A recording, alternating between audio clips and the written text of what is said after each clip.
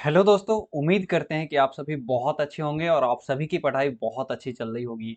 तो आज की क्लास जो हम लोग करने वाले हैं अपने शेड्यूल के अकॉर्डिंग पॉलिटिकल साइंस की क्लास होने वाली है और चैप्टर 4 का ऑब्जेक्टिव क्वेश्चन आंसर मैंने आपको करवा दिया है।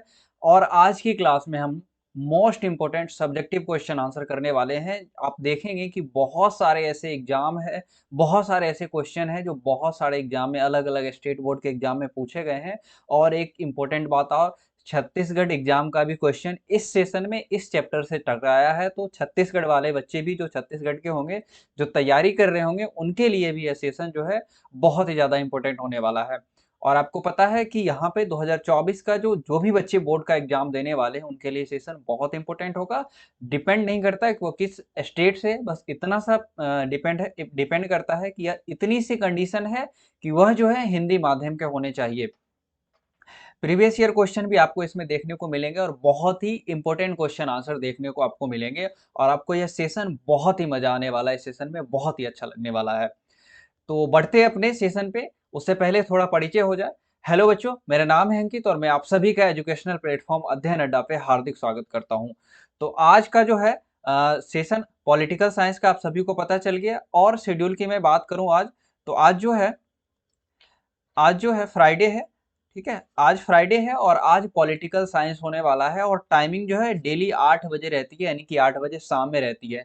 आप लोग में से बहुत सारे बच्चों के लिए मैंने पोल करवाया था टेलीग्राम ग्रुप पे कि आप में से कितने सारे बच्चे साइकोलॉजी की क्लास करना चाहते हैं, जिसमें से बहुत कम बच्चे ने आंसर किया कि सर मुझे चाहिए मुझे चाहिए। मुश्किल से 15-16 कमेंट आया है वहाँ पे, जिसमें से कुछ बच्चा होम साइंस, कुछ बच्चा इकोनॉमिक्स का कह रहा है और ज़्यादातर मेजोरिटी मेजोरिटी ऑफ बच्चे माफ़ कीजिएगा साइकोलॉजी के हैं। तो मैं आप लोगों से कहना चाहता हूँ कि क्या आप लोग ही पढ़ना चाहते हैं, आप लोगों के पास स्टूडेंट भी है साइकोलॉजी पढ़ने के लिए? क्योंकि देखिए 5-10 स्टूडेंट होंगे तो मुझे पढ़ाने में बिल्कुल मज़ा नहीं आएगा। कम से कम 20 स्टूडेंट के आस-पास होने चाहिए जितने अभी पॉलिटिकल साइंस, ज्योग्राफी और हिस्ट्री की क्लास में जुड़ते हैं। तो कम से कम आप 20 स्टूडेंट के बारे में बताइए। कुछ काजल भी कह रही थी, पायल भी कह रही थी सर मेरे पास भी स्टूडेंट है। अभिषेक 100 कह रहा था कि सर मेरे पास स्टूडेंट है। तो आप सभी अभी कमेंट करिए कि सर मेरे पास स्टूडेंट है, मैं आपको स्टूडेंट दे रहा हूँ और मैं बहुत जल्द साइकोलॉजी की क्लास शुरू कर दूंगा। टेलीग्राम ग्रुप पे आप लोग जुड़ जाइए, वहाँ पे पोल भी हो रही है और साथ ही साथ पीडीएफ भी दिया जा रहा है और साथ ही साथ नोटिफिकेशन भी वहाँ पे दी जा रही है कि वहाँ पे क्लास चल रही है। सेशन अच्छा लगे आप लोग को तो लाइक जरूर कर दीजिएगा। बहुत कंजूसी करते हो, शेयर नहीं करते हो आप लोग, शेयर कर दीजिएगा और सब्सक्राइब कर लीजिए चैनल को ताकि आपको नोटिफिकेशन मिल जाए। और साथ ही साथ लास्ट में प्लीज कमेंट जरूर कर दीजिएगा, क्योंकि लास्ट में मुश्किल से देखने वाले बच्चे जो लाइव में रहते हैं 21-22 रहते हैं और कमेंट कितना आता है, 7-8 कमेंट आता है। तो इतनी कंजूसी क्यों करते हैं आप लोग? आपके जो कमेंट है ये मुझे बहुत ज़्यादा प्रेरित करते हैं। जितने भी सारे मेरे रेगुलर स्टूडेंट हैं, उन सब से मेरी रिक्वेस्ट है कि प्लीज़ आप लोग ज़रूर कमेंट कर दिया कीजिएगा, नहीं तो मैं अब नाम लेने लग जाऊँगा सेशन में कि ये बच्चा कमेंट नहीं कर रहा है, ये बच्चा कमेंट नहीं कर रहा है, ठीक है? तो सारे बच्चे ज़रूर कमेंट करना। और टेलीग्राम ग्रुप के लिए और चैनल के लिए आप अध्ययन अड्डा ज्वाइन कर सकते हैं। आप सर्च करके भी ढूँढ सकते हैं, जैसे ही आप ADHYN अध्ययन अड्डा डालेंगे, आपको यूट्यूब पे आ जाएगा, ठीक है? बढ़ते हैं अपने क्वेश्चन आंसर के सेशन पे। पहला क्वेश्चन है हमारा, और खुद को मुझे हाइड करना पड़ेगा यहाँ पे। पहला क्वेश्चन है हमारा कि पंचशील क्या है? 2020 में पूछा गया क्वेश्चन है, या फिर 1954 में हुई भारत चीन संधि की विशेषता बताइए। ठीक है, या तो पंचशील के बारे में बता लीजिए, या 1954 में पंचशील समझौता हुआ था, हम सभी जानते हैं। पंच का जो अर्थ 5 होता है और शील का अर्थ सूत्र होता है, यानी कि 5 सूत्रों वाला एक समझौता था, 5 बिंदुओं वाला एक समझौता था। अप्रैल 1954 में भारत और चीन के बीच मित्रता व व्यापार की संधि हुई, जिसे पंचशील समझौता कहा जाता है, जिसकी प्रस्तावना में 5 सूत्र लिखे हुए हैं जो निम्नलिखित है, ऐसा आपको लिख देना है। इसके बाद वो पांचों पॉइंट क्या है यह भी लिखनी है। पहला है एक दूसरे की प्रादेशिक अखंडता व प्रभुसत्ता का सम्मान करना, यानी कि जिसकी टेरिटरी, जिसका क्षेत्र जहां तक होगा उस क्षेत्र को क्या करना, सम्मान करना। लेकिन चीन ऐसा नहीं करता। चीन भारत के अरुणाचल प्रदेश और लद्दाख वाले इलाके में बराबर हस्तक्षेप करता रहता है। चीन इस समझौते को नहीं मानता है और आज के संदर्भ में हम लोग देखें तो पंचशील समझौते का कोई महत्व नहीं रह गया है। दूसरा है एक दूसरे के विरुद्ध आक्रामक कार्यवाही न करना, यह भी चीन ने इसका उल्लंघन किया। भारत पर 1962 में चीन ने क्या कर दिया था, हमला कर दिया था। चीन ने इसका भी उल्लंघन किया। उसके बाद एक दूसरे के घरेलू मामलों में हस्तक्षेप ना करना, चीन को ऐसा लग रहा था कि भारत तिब्बत के मामले में बोलकर चीन के घरेलू मामले में हस्तक्षेप कर रहा है, लेकिन ऐसा नहीं है।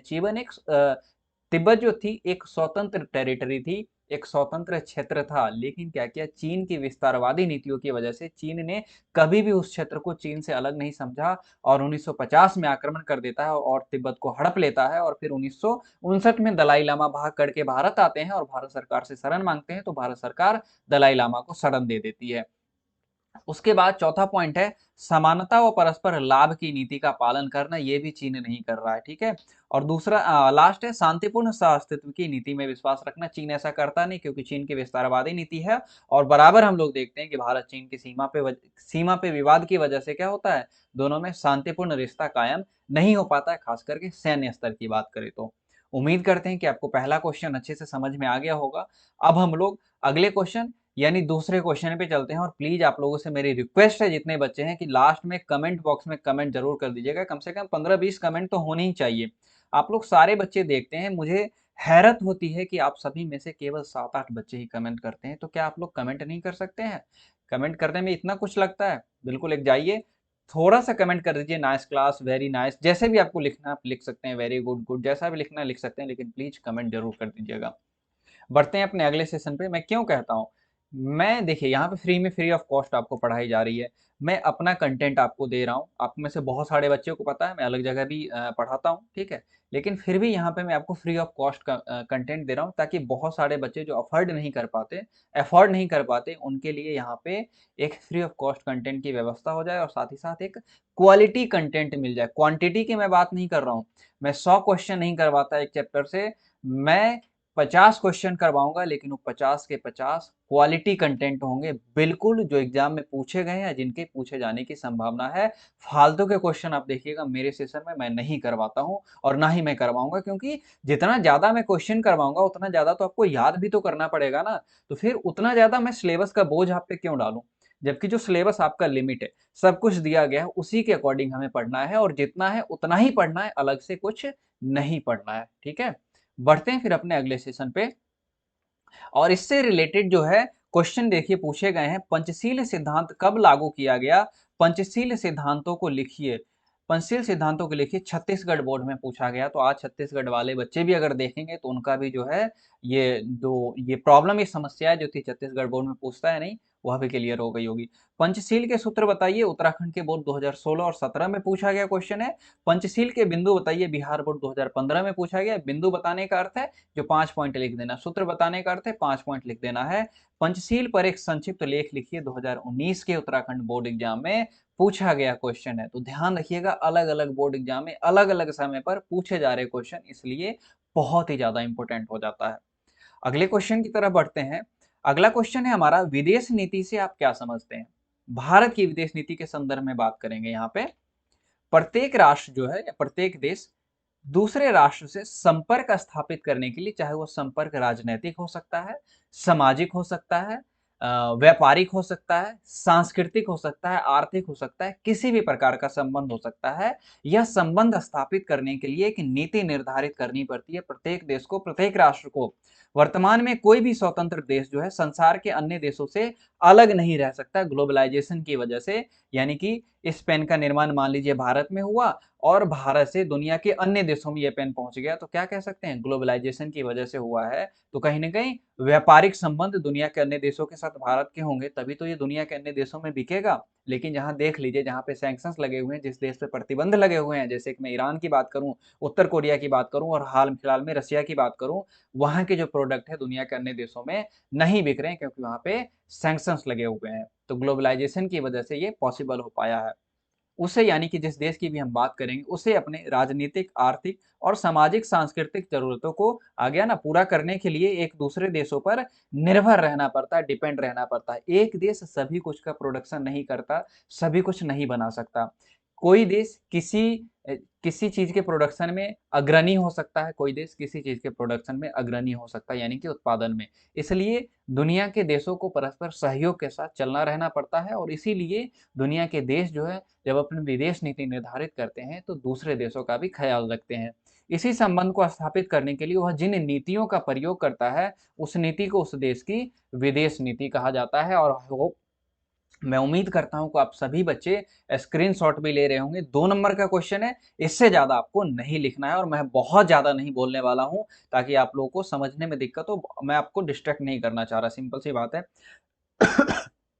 और आपको पता भी है मेरी तबीयत कुछ दिनों से ठीक नहीं चल रही है, तो मैं बहुत ज़्यादा नहीं बोलूँगा। और साथ ही साथ आप लोग स्क्रीनशॉट प्लीज़ लेते जाइएगा, क्योंकि एक बच्चे का कमेंट आया था कि सर पीडीएफ कहाँ पे मिलेगा? सब्जेक्टिव क्वेश्चन आंसर के नीचे कमेंट था कि सर पीडीएफ कहाँ पे मिलेगा? तो मैं बार-बार कहता हूँ आपसे, पीडीएफ आपको ऑब्जेक्टिव नहीं मिलेगा, मतलब सब्जेक्टिव का पीडीएफ आपको नहीं मिलेगा, आपको स्क्रीनशॉट लेना है और साथ ही साथ नोट्स भी बनाना है।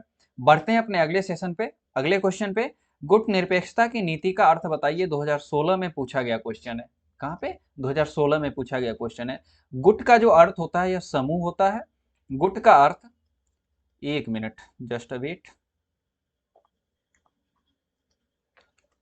गुट का अर्थ समूह और निरपेक्ष का अर्थ किसी से उम्मीद या किसी भी प्रकार की अपेक्षा नहीं करना होता। ठीक है, दोनों को हम क्या कर देंगे, दोनों को तोड़ करके समझने की कोशिश करेंगे। जिससे क्या होगा, जब एग्जाम में हम इस तरह के क्वेश्चन लिखते हैं तो एग्जामिनर की नजर पड़ती है सीधे सीधे हमारे क्वेश्चन पे और आपको पूरा का पूरा नंबर मिलने की पूरी गारंटी रहती है। अर्थात किसी महाशक्तियों से उम्मीद किए बगैर, जो 2 महाशक्तियां थी उस समय, सोवियत संघ और अमेरिका, उससे किसी भी प्रकार का उम्मीद किए बिना एक अलग नीति बनाना और उसका पालन करना ही गुटनिरपेक्षता है, या उसका पालन करना ही गुटनिरपेक्षता कहलाता है। वास्तव में गुटनिरपेक्ष आंदोलन किसी भी गुट में न जाने का आंदोलन है, यानी कि ना ही सोवियत संघ के गुट में जाने जाने का आंदोलन है, ना ही अमेरिका के गुट में जाने का आंदोलन है। इसके अंतर्गत कोई भी राष्ट्र किसी महाशक्तियों के दबाव से पड़े, यानी कि उसकी दबाव में न रहते हुए उससे अलग अपना स्वतंत्र विदेश नीति और घरेलू नीति बनाना है, यही गुटनिरपेक्षता की नीति का अर्थ है। 2 नंबर में पूछता है और इतना लिख दीजिएगा, पूरे के पूरे 2 नंबर आपको मिल जाएंगे। उम्मीद करते हैं कि यह भी क्वेश्चन आपको समझ में आया और इससे रिलेटेड 1-2 क्वेश्चन और। गुटनिरपेक्ष आंदोलन क्या है? बीएसईबी बिहार बोर्ड 2015 में पूछा गया क्वेश्चन है। गुटनिरपेक्षता संबंधी भारत की नीतियां क्या है? यह बीएसईबी 2018 में पूछा गया क्वेश्चन है। ठीक है, तो आगे बढ़ जाते हैं, अब अगले क्वेश्चन पे चलते हैं। अगला क्वेश्चन है हमारा, विदेश नीति के 4 अनिवार्य कारक बताइए। झारखंड के एग्जाम 2016 में पूछा गया क्वेश्चन है। भारतीय विदेश नीति के 4 अनिवार्य कारक जो है, ये निम्नलिखित है। जैसा कि हम लोग लिखते हैं, ट्रेडिशनल है हमारा कि हम ऐसे ही लिखते हैं, जब कोई नंबर और दे के पूछता है तो हम ऐसे ही लिखते हैं, या हमें अगर नंबर में रिप्रेजेंट करना पड़ता है अपने को आंसर को, तो हम नंबरिंग करके लिखते हैं, पॉइंट में लिखते हैं। जैसे भी आप कह लीजिए, आप स्टार बना के लिख सकते हैं, आप हैच बना के लिख सकते हैं, आप एरो दे के लिख सकते हैं, आप एबीसीडी लिख सकते हैं, आप क ख ग घ लिख सकते हैं, आप कैपिटल एबीसीडी लिख सकते हैं, आप रोमन में 1 2 3 लिख सकते हैं, आप डायरेक्ट 1 2 3 लिख सकते हैं। तो आपको जैसे लिखना है आप वैसे लिखिएगा, लेकिन पॉइंट में जरूर लिखिएगा। विदेश नीति के संचालन का आधार जो है, कोई भी किसी भी देश की विदेश नीति के संचालन जो होती है, उसका जो आधार, जो बेस होता है, वो जो मूल होता है, उसका राष्ट्रीय हित होता है। कोई भी देश अपनी विदेश नीति अगर बनाता है तो सबसे पहले वो अपने राष्ट्रीय हित को सर्वोपरि रखता है, सबसे ऊपर रखता है, तथा विदेश नीति के द्वारा राष्ट्र इनकी पूर्ति करता है। राष्ट्र के जो भी हित है, उसके जनता के, उस देश के जो भी हित है, उसकी वह पूर्ति करेगा। पहला। दूसरा है, भारत की विदेश नीति पर वैश्विक परिस्थितियों तथा उसकी आंतरिक स्थिति का व्यापक प्रभाव पड़ता है, बहुत ही ज्यादा। किसी भी देश की अगर मैं विदेश नीति की बात करूं, तो जो वैश्विक परिस्थितियां हैं उस पर उसका प्रभाव पड़ता ही पड़ता है, क्योंकि कोई भी देश अकेले सब कुछ का उत्पादन नहीं कर सकता है, खुद में संपन्न नहीं है। दूसरे देशों के साथ उसको व्यापार करने हैं, और जिस देशों के साथ उसको व्यापार करने, उस देश को ध्यान में रख करके ही विदेश नीति बनानी पड़ती है। और साथ ही साथ उस देश की आंतरिक स्थिति का भी उसकी विदेश नीति पर व्यापक प्रभाव पड़ता है। अगला पॉइंट है हमारा, देश का राजनीतिक नेतृत्व तथा विदेश नीति के संचालन में लगे जो प्रशासक होते हैं, जिनको हम अधिकारी कहते हैं, जो सचिव स्तर के अधिकारी होते हैं, वह भी विदेश नीति को दिशा देने में महत्वपूर्ण भूमिका निभाते हैं। जो भी नीतियां बनाई जाती है ना, बड़े स्तर पे, सरकारी स्तर पे, कहीं ना कहीं जो सचिव स्तर के अधिकारी होते हैं वही बनाते हैं, और उनकी जो है भूमिका बहुत ही प्रमुख हो जाती है विदेश नीति में। चौथा है, देश की विदेश नीति पर उसकी भौगोलिक स्थिति तथा ऐतिहासिक परंपराओं का व्यापक प्रभाव पड़ता है। तो ये अगर 4 पॉइंट आप लिख देते हैं तो आपको पूरे पूरे नंबर मिल जाएंगे। उम्मीद करते हैं कि आपको यह भी क्वेश्चन काफी अच्छा लगा होगा और बहुत ही अच्छे से समझ में आ गया होगा। बढ़ते हैं अपने अगले क्वेश्चन पे। अगला क्वेश्चन है हमारा, उससे पहले इससे रिलेटेड भारतीय विदेश नीति के 4 अनिवार्य कारक बताइए 2017, और भारतीय विदेश नीति के कोई 2 सैद्धांतिक आधार लिखिए 2022 में पूछा गया क्वेश्चन है। तो 4 पॉइंट की बात की जा चुकी है और यहाँ पे 2 ही पूछ रहा है, तो आपको क्या करना है, 2 लिख देना है। ठीक है, बढ़ते हैं अपने अगले क्वेश्चन पे। अगला क्वेश्चन है हमारा, और खुद को मुझे हाइड करना पड़ेगा यहाँ पे। अगला क्वेश्चन है हमारा, भारत की परमाणु नीति के मुख्य सिद्धांत क्या है। बिहार बोर्ड के 2020 के एग्जाम में पूछा गया क्वेश्चन है। अब आप लोग कहेंगे कि ये एग्जाम में पूछा गया क्वेश्चन ही आप क्यों करवाते हैं, क्योंकि यही सारे क्वेश्चन जो मैक्सिमम होते हैं 60-70% ये रिपीट होते हैं। कुछ अलग भी क्वेश्चन है, वह भी आपको देखने को मिलेंगे। इसके अलावा जब रिवीजन का सेशन चलेगा तब वहां पे आपको और भी अलग अलग क्वेश्चन देखने को मिलेंगे। तो इसलिए बिल्कुल पैसेंस बना के पढ़िए, और पहले जितनी पढ़ाई पढ़ाया जा रहा है पहले उतना पढ़िए, उसका प्रॉपर नोट्स बनाइए, उसका रिवीजन कीजिए। इतना पहले आपको आना चाहिए, उसके बाद फिर अलग से जब इतना तैयार होगा तो फिर कितना 3-4 क्वेश्चन एक चैप्टर में जोड़ने में कितना समय लगेगा, 2 या 3 क्वेश्चन जोड़ने में, तो बस हम उतना क्वेश्चन और फिर एड ऑन कर लेंगे। अपने क्वेश्चन आंसर पे चलते हैं। भारत की परमाणु नीति के मुख्य सिद्धांत या जो विशेषताएं हैं यह निम्नलिखित है। 3-4 विशेषताएं हैं, इसको हमें लिख देना है। पहली विशेषताएं जो है, भारत अपनी परमाणु क्षमता का शांतिपूर्ण और रचनात्मक कार्यों में प्रयोग करेगा, यानी कि भारत जो है अपनी परमाणु जो क्षमता है इसका प्रयोग करेगा शांतिपूर्ण उद्देश्य में, और सिंपल सी मैं बात करूं, और सैन्य प्रयोग करेगा, सैन्य प्रयोग नहीं करेगा। दूसरा है नो फर्स्ट यूज पॉलिसी जो होती है, इस नीति के तहत भारत किसी भी देश पर पहले परमाणु हमला नहीं करेगा। ठीक है, लेकिन यदि भारत पर कोई देश परमाणु हमला करता है तो उस स्थिति में भारत जो है व्यापक परमाणविक कार्यवाही करेगा, यानी कि उसके बाद भारत उस पर कितने ज्यादा परमाणु हमला करेगा यह भारत को भी नहीं पता है, लेकिन भारत पहले परमाणु हमला नहीं करेगा, चाहे सामने वाला देश परमाणु संपन्न हो या सामने वाला देश परमाणु संपन्न नहीं हो। परमाणु संपन्न की बात करें तो भारत के पड़ोसी देश चीन और पाकिस्तान, और नहीं है नेपाल, भूटान, बांग्लादेश, श्रीलंका इत्यादि जो देश है ये परमाणु संपन्न नहीं है। सभी के ऊपर ये पॉलिसी जो भारत लागू करता है। और तीसरा है, भारत किसी प्रकार की भेदभावपूर्ण परमाणु संधि पर हस्ताक्षर नहीं करेगा। एनपीटी मैंने आपको बताया, नॉन प्रोलिफरेशन पर 1968 में क्या हुआ, ये संधि सिग्नेचर हुआ 1968 में, नॉन प्रोलिफरेशन ट्रीटी परमाणु अप्रसार संधि पर, जिसमें बताया गया था कि 1968 से पहले जिन देशों ने परमाणु का परीक्षण कर लिया है उसे ही परमाणु संपन्न माना जाएगा, और अन्य देशों को परमाणु संपन्न नहीं माना जाएगा। तो भारत ने इस संधि का भेदभावपूर्ण करार देते हुए हस्ताक्षर नहीं किया है, और आज तक भारत ने हस्ताक्षर नहीं किया है। चौथा है, भारत अपनी न्यूनतम परमाणु प्रतिरोधक क्षमता बनाए रखेगा, यानी कि मिनिमम जितना कम से कम हो सके भारत के पास परमाणु हथियार होंगे, ताकि दुश्मन देश भारत को आंख ना दिखाए, और इसलिए भारत जो है अपने पास परमाणु हथियार रखेगा। ये 4 पॉइंट भारत की परमाणु नीति के जो है मुख्य सिद्धांत है। उम्मीद करते हैं कि यह भी क्वेश्चन आपको बहुत अच्छे से समझ में आ गया होगा।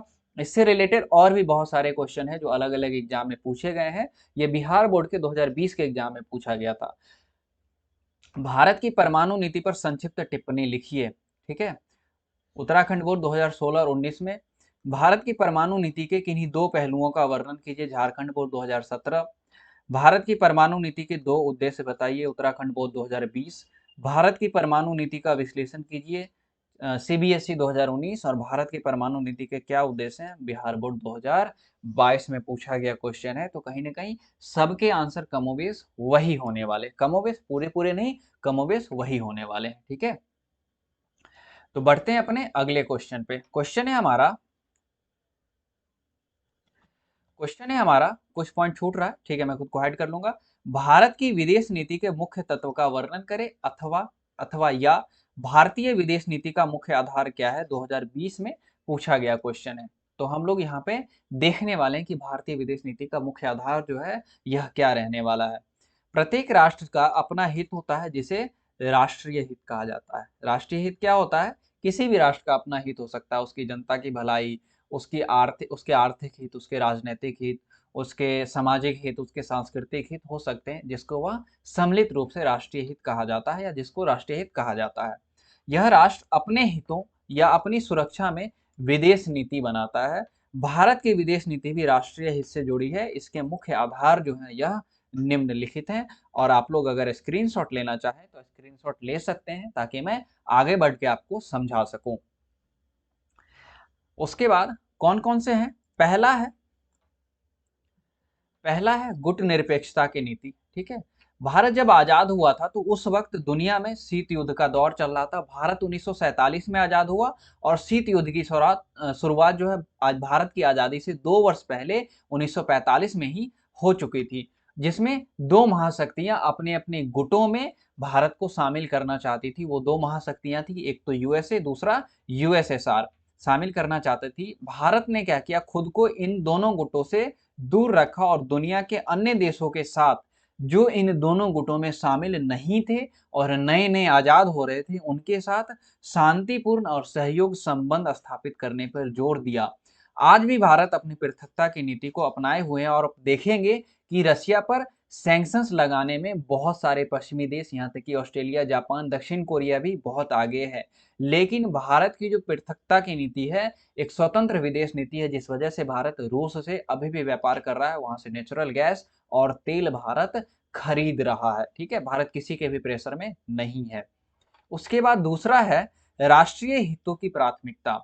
भारत की विदेश नीति का जो आधारभूत लक्ष्य है अपने राष्ट्रीय हितों को सर्वोपरि रखना। और अभी के सिनेरियो में आप भारत और कनाडा के रिलेशन के बारे में जानते हैं, जो कितने ज्यादा खराब हो चुके हैं। एक आतंकवादी था वहां पे, निज्जर करके, निज्जर नाम था जिसका, जो खालिस्तान का समर्थन करता था। और आपको पता है कि भारत में पंजाब प्रांत के कुछ हिस्से को खालिस्तान बनाए जाने की जोरों शोरों से मांग चलती है खालिस्तानी समर्थकों के द्वारा। तो भारत ने उस निज्जर को आतंकवादी सूची में डाल रखा था। और कुछ दिन पहले कनाडा में निज्जर की किसी ने हत्या कर दी। लेकिन कनाडा की सरकार का यह कहना है कि भारत की एजेंसियों बेसिकली उनका कहना है कि रॉ का हाथ है किसमें, निज्जर की हत्या कराने में। और यह सिर्फ भारत सरकार आरोप लगाती है, वह माफ कीजिएगा, कनाडा की सरकार भारत पे आरोप लगाती है, लेकिन वह आरोप सिद्ध नहीं हुआ है। और भारत ने अपने राष्ट्रीय हितों को सर्वोपरि रखते हुए कनाडा के डिप्लोमेट को बर्खास्त कर दिया, 5 दिन के अंदर देश छोड़ने के लिए कह दिया है, और साथ ही साथ सबूत भी मांगे हैं। तो आप देख सकते हैं कि राष्ट्रहित सबसे ज्यादा सर्वोपरि होता है। भारत अपने राष्ट्रीय हितों से समझौता किए बगैर विदेश संबंधों को बनाए रखा है। तीसरा पॉइंट है आतंकवाद का विरोध। ठीक है, भारत में कई बार आतंकवादी घटनाएं हो चुकी है और होती भी। अनंतनाग में कुछ दिन पहले ही हुआ है, संसद पे अटैक हुआ था, मुंबई हमला हुआ था। ये सब कुछ मेजर आतंकवादी घटनाएं हैं। इसके खात्मे के लिए भारत की विदेश नीति हमेशा प्रतिबद्ध रही है। आतंकवाद से निपटने के लिए विश्व समुदाय द्वारा सामूहिक प्रयासों का भारत ने हमेशा से वकालत की है। ठीक है, और ब्रिक्स सम्मेलन पे आप देखिएगा, सार्क के मंच पे जहां भी भारत को मौका मिलता है, आतंकवाद से रिलेटेड भारत मुद्दे जो हैं ये उठाते रहता है। और चौथा पॉइंट है पड़ोसी देशों से निकट संबंध के प्रयास। भारत ने हमेशा अपने पड़ोसी देशों के साथ संबंधों को मजबूत करने पर जोर दिया है। हालांकि पाकिस्तान के साथ हमारे संबंध बहुत ही बेकार हैं। इसके पीछे का रीजन है पाकिस्तान द्वारा प्रायोजित कश्मीर में आतंकवाद, दूसरा, और ये आतंकवाद, और जब तक पाकिस्तान यह कम नहीं करता, इसको नहीं छोड़ेगा, तो शायद भारत और पाकिस्तान के रिश्ते जो हैं यह सामान्य होते नहीं दिख रहे हैं। चीन और पाकिस्तान के दोहरे रवैये के बाद भी भारत ने इनके साथ हमेशा सहयोग संबंध विकसित करने पर जोर दिया है, क्योंकि भारत कहता है कि युद्ध किसी के हित में नहीं है और युद्ध से कहीं ना कहीं नुकसान ही होने वाला है। तो उम्मीद करते हैं कि भारतीय विदेश नीति के जो जो मुख्य तत्व है या जो मुख्य आधार है, ये आपको बहुत अच्छे से समझ में आ गया होगा। बढ़ते हैं अपने अगले क्वेश्चन पे। अगला क्वेश्चन है हमारा, गुटनिरपेक्ष आंदोलन के दो उद्देश्य बताइए। भारत जो गुटनिरपेक्ष आंदोलन भारत ने जो किया था, इसके दो उद्देश्य बताने के लिए कह रहा है। गुटनिरपेक्ष आंदोलन के दो प्रमुख उद्देश्य जो हैं यह निम्नलिखित है। यहाँ पे हम 3 की बात कर रहे हैं, हो सकता है आने वाले एग्जाम में आपसे 3 पूछा जाए। शीत युद्ध से बचने के लिए स्वयं को महाशक्तियों की सैन्य गुटबाजी से अलग रखना पहले उद्देश्य थे। दूसरा, सभी देशों के साथ मैत्रीपूर्ण संबंध स्थापित करना, शांतिपूर्ण संबंध, एक दोस्ताना संबंध बना के रखना। और तीसरा है परमाणु निशस्त्रीकरण को प्रोत्साहन करना। जवाहरलाल नेहरू ने सभी महाशक्तियों से कहा था जिनके पास परमाणु हथियार है कि आप अगले 10 वर्ष में अपने परमाणु हथियार का निशस्त्रीकरण कीजिए। लेकिन किसी भी महाशक्तियों ने जवाहरलाल नेहरू की बात नहीं मानी, क्योंकि जवाहरलाल नेहरू चाहते थे कि दुनिया में शांति बनी रहे और इसके लिए सबसे पहले परमाणु हथियारों का निशस्त्रीकरण करना बहुत ही ज़्यादा ज़रूरी है। तो उम्मीद करते हैं कि यह भी क्वेश्चन आपको समझ में आ गया होगा। 2 नंबर के क्वेश्चन पूछे जाते हैं और यह क्वेश्चन किसी भी एग्जाम में नहीं पूछा गया, और साथ ही साथ इससे पहले वाला क्वेश्चन भी जो है भारतीय विदेश नीति का मुख्य तत्व नहीं पूछा गया, लेकिन मुख्य आधार पूछा गया है, तो ध्यान रखिएगा। अगला क्वेश्चन है हमारा, भारत चीन संबंध पर टिप्पणी कीजिए। क्या क्वेश्चन है? भारत चीन संबंध पर टिप्पणी कीजिए। बिहार बोर्ड 2013 और राजस्थान बोर्ड 2016 में पूछा गया क्वेश्चन। इसके अलावा और भी अन्य बोर्ड में पूछे गए हैं, जब हम देखेंगे अभी बात करने वाले हैं। लिखेंगे भारत, शुरुआत कर सकते हैं। भारत 1947 में आजाद हुआ तथा चीन 1949 में चीनी गणराज्य की स्थापना हुई और भारत ने चीन को एक देश के रूप में क्या कर दिया? मान्यता दे दिया। उसके बाद 1954 में जब दोनों देशों के रिश्ते अच्छे हुए तो 1954 में दोनों देशों के बीच मित्रता और व्यापार की संधि हुई, जिसे पंचशील समझौते के नाम से जाना जाता है या जिसे पंचशील समझौता कहा जाता है। लेकिन क्या हुआ, दोनों देशों के संबंध में तब खटास आ गई जब क्या हुआ, चीन ने तिब्बत की सीमा पर बस्तियों को बसाना या बस्तियां बनाना शुरू कर दिया था, क्योंकि वह 1914 में निर्धारित मैकमोहन रेखा को नहीं मानता था। 1954 में भारत और तिब्बत के बीच, तिब्बत उस समय स्वतंत्र राष्ट्र था, स्वतंत्र राज्य था, भारत और तिब्बत के बीच क्या हुआ, एक सीमा रेखा का निर्धारण हुआ जो अरुणाचल प्रदेश तक जिसकी बाउंड्री जाती थी, जिसे मैकमोहन रेखा कहा जाता था। चीन ने तिब्बत को कभी ऑटोनोमस साम्राज्य, कभी भी स्वतंत्र साम्राज्य नहीं माना। चीन मानता था कि तिब्बत उसी का पार्ट है, और बाद में हुआ भी 1950 में चीन ने तिब्बत को हड़प लिया था, और इसी वजह से चीन मैकमोहन रेखा को नहीं मानता है। इसके अलावा 1950 में चीन ने तिब्बत को हड़प लिया और भारत ने जब इसकी निंदा की, जाहिर सी बात है, भारत का पड़ोसी था तिब्बत, तथा 1959 में जब चीन को तिब्बत ने हड़प लिया, उसके बाद चीन में जो माफ कीजिएगा, तिब्बत में जो तिब्बत के लोग थे वो चीन के खिलाफ विद्रोह करने लगे, तो चीन ने क्या किया, अपनी सेना को भेज दिया उस विद्रोह को कुचलने के लिए। उस समय तिब्बती धर्मगुरु, जो बौद्ध धर्मगुरु थे, दलाई लामा, कौन थे? दलाई लामा, यह भाग करके भारत आते हैं और भारत सरकार से शरण मांगते हैं, तो भारत सरकार ने उन्हें शरण दे देती है। इस बात को लेकर भी चीन को परेशानी होती है। चीन इस बात को लेकर के भारत से नाराज हो जाता है और चीन को लगता है कि भारत उसके अंदरूनी मामलों में हस्तक्षेप कर रहा है। चीन की जो विस्तारवादी नीति थी, इसकी वजह से वो भारतीय क्षेत्र लद्दाख तथा अरुणाचल प्रदेश पर भी अपना प्रभुत्व समझता था। ठीक है, लद्दाख और अरुणाचल प्रदेश पर भी अपना चीन प्रभुत्व समझता था। लेकिन हुआ क्या कि कई दौर की बैठकें चली। उससे पहले ही क्या हुआ था, चीन ने लद्दाख के कुछ क्षेत्र पर, जो अभी अक्साई चीन का है, उसके कुछ क्षेत्र पर कब्जा कर लिया था, रोड बनाना शुरू कर दिया था। जब भारत सरकार को ये पता चली तो कई दौर की वार्ता रही जो असफल हुई। उसके बाद क्या हुआ, अंततः अक्टूबर 1962 में चीन ने भारत पर हमला कर दिया। हालांकि इस युद्ध में भारत को पराजय मिली तथा युद्ध के कारण दोनों देशों के संबंध जो थे, इतने दोस्ताना संबंध थे, ये टूट गए। लेकिन एक चीज जो भारत को यहाँ पे सीखने को मिली कि भारत को युद्ध से यह सबक मिला कि उसे अपनी सैन्य शक्ति बढ़ानी चाहिए। अगर सैन्य शक्ति बढ़ी हुई रहती तब इस तरह की बातें नहीं होती, तब शायद हम लोग चीन को हरा पाते। उम्मीद करते हैं कि ये 5 नंबर के क्वेश्चन आपको अच्छे से समझ में आ गए होंगे। बढ़ते हैं आप अपने अगले क्वेश्चन पे। इससे पहले इससे रिलेटेड कुछ क्वेश्चन पूछे गए हैं। 1947 से 1962 तक भारत चीन संबंधों का वर्णन कीजिए। झारखंड बोर्ड 2013 और सीबीएसई 2017 में पूछा गया क्वेश्चन है। भारत चीन संबंधों का संक्षेप में वर्णन कीजिए। उत्तराखंड बोर्ड 2013 और राजस्थान बोर्ड 2016 में पूछा गया क्वेश्चन है। भारत और चीन के बीच जो है मध्य, इनके बीच जो विवाद है, इसके मुख्य बिंदुओं की विवेचना कीजिए। झारखंड बोर्ड 2019 में पूछा गया क्वेश्चन। तो उम्मीद करते हैं कि आपको समझ में आ गया होगा कि ये जो मुख्य मुख्य क्वेश्चन है, ये अलग अलग बोर्ड एग्जाम में अलग अलग समय पर पूछे जाते हैं और आप लोग इसका प्रॉपर नोट्स बनाएंगे, आप लोग इसकी प्रॉपर तैयारी जरूर करेंगे। बढ़ते हैं अपने अगले सेशन पे, अगले क्वेश्चन पे। अगला क्वेश्चन है हमारा, अगला क्वेश्चन है, भारत पाक संबंधों पर संक्षिप्त टिप्पणी लिखिए 2017। भारत पाक के बीच प्रमुख विवादग्रस्त मुद्दे क्या है? प्रकाश डालिए। राजस्थान बोर्ड 2015 में पूछे गए क्वेश्चन है। तो सबसे पहले हम लोग जानते हैं कश्मीर मुद्दे को लेकर आजादी के तुरंत बाद दोनों देशों के बीच झड़प हो चुका है। ठीक है, कश्मीर मुद्दा, बंटवारे के तुरंत बाद जो 1947 में भारत एवं पाकिस्तान के बीच कश्मीर मुद्दे को लेकर युद्ध छिड़ गया, जिसमें क्या हुआ कि पाकिस्तान को करारी शिकस्त झेलनी पड़ी। हालांकि संयुक्त राष्ट्र संघ के हस्तक्षेप के कारण यह युद्ध जो है पूर्णव्यापी युद्ध का रूप जो है नहीं ले सका, नहीं तो बहुत ज़्यादा प्रॉब्लम हो सकती थी। ठीक है, तो छोटा-छोटा लिखना है। रीज़न क्या है कि बहुत सारे मुद्दे हैं, कश्मीर है, सिंधु नदी जल विवाद था, 1965 का युद्ध, 71 का युद्ध, 99 का युद्ध, क्योंकि 140 से 160 ही शब्द में लिखने को कहता है, इसलिए टॉपिक देकर थोड़ा-थोड़ा लिख देंगे और 5 टॉपिक में लिखेंगे, 5 नंबर की पूरी गारंटी होगी। ठीक है? और साथ ही साथ ये मेरे शब्द हैं, ठीक है? ये जो लिखे गए हैं, ये आपको किसी बुक में, किसी नोट्स में, किसी गेस्ट पेपर में नहीं मिलने वाले हैं। ये सारे शब्द मेरे हैं। हाँ, ये ऐसा थोड़ा है कि मैं इवेंट चेंज कर दूँगा, ये शब्द मेरे हैं। और इसके अलावा आप अपने शब्दों में भी लिख सकते हैं, लेकिन अगर आपको लगेगा कि नहीं ये शब्द अच्छे हैं, तो आप आराम से इस शब्दों में लिख सकते हैं, बहुत ही आसानी होगी याद करने में आपको। दूसरा है सिंधु नदी जल विवाद। सिंधु नदी और उसकी जो 5 सहायक नदियाँ थी, यहाँ पे जो 5 लिखा गया है, आप एग्ज़ाम में 5 ऐसे लिखेंगे, ठीक है? वर्ड में नहीं लिखेंगे, अंक में लिखेंगे।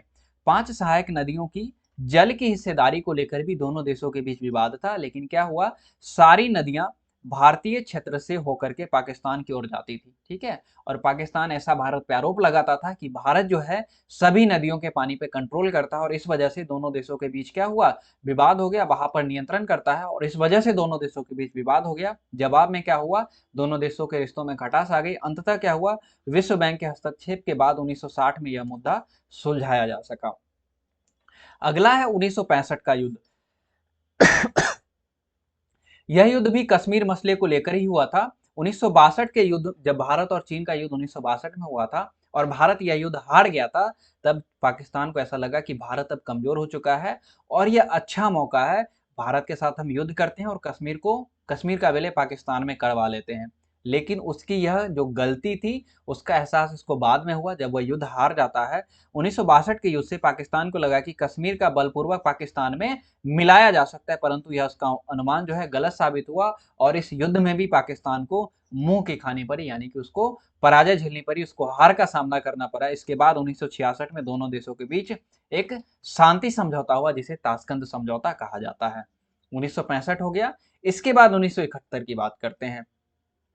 1971 का युद्ध, बांग्लादेश के मुद्दे पर आप सभी को पता है, बांग्लादेश के मुद्दे पर दोनों देशों के बीच एक बार फिर से 1971 में जंग छिड़ गया। हालांकि क्या हुआ, इस युद्ध में भी पाकिस्तान को पराजय मिली और फिर से दोनों देशों के बीच 1972 में एक शांति समझौता हुआ, जिसे शिमला समझौते के नाम से जाना जाता है। इसके बाद कारगिल युद्ध 1999 में हुआ था। एक बार फिर से पाकिस्तान के नापाक इरादे दुनिया के सामने थे। आप अपने शब्दों में लिख सकते हैं, ठंड के मौसम में जब भारतीय सेना होगा, ऊंचाई वाले दुर्गम इलाके से नीचे चली आई, यानी कि जब ठंड नहीं रहता था तो भारतीय सेना कारगिल के द्रास वाले सेक्टर में, और भी बहुत सारे वहाँ पे एक सेक्टर बनाया गया, वहाँ पे भारतीय सेना जाके गश्ती करती थी, पेट्रोलिंग करती थी। उसके बाद जब ठंड का मौसम पड़ा, बर्फ पड़ने लगा, तो भारतीय सेना नीचे चली आई। इसका फायदा उठाकर पाकिस्तानी सेना उस इलाके पर कब्जा कर लेती है। अंततः जब पता चलता है तो दोनों देशों के बीच युद्ध छिड़ जाता है और उसके बाद एक बार फिर से क्या हुआ, पाकिस्तान को मुंह की खानी पड़ती है, पाकिस्तान को पराजय झेलना पड़ता है। तो यह भारत पाकिस्तान के कुछ रिश्ते थे। उम्मीद करते हैं कि आपको यह भी क्वेश्चन का आंसर जो है काफी अच्छे से समझ में आ गया होगा। उसके बाद जो है, यह सेशन जो है यहीं पे खत्म होता है। नोट्स जरूर बना लीजिएगा। सेशन अच्छा लगे तो लाइक, शेयर और साथ ही साथ हमारे चैनल को सब्सक्राइब कीजिए और लास्ट में प्लीज प्लीज कमेंट जरूर कर दीजिएगा कि सेशन आपको कैसा लगा। बहुत सारे बच्चे देखते हैं, सबसे मैं उम्मीद करता हूं कि सबके सब कमेंट जरूर करेंगे और साथ ही साथ टेलीग्राम ग्रुप पे ज्वाइन करने के लिए अध्ययन अड्डा सर्च कीजिए, आपको वहां पे मिल जाएगा। मिलते हैं अपने अगले सेशन में, तब तक के लिए अपना और अपनों का ख्याल रखिए। Thank you, take care and bye bye.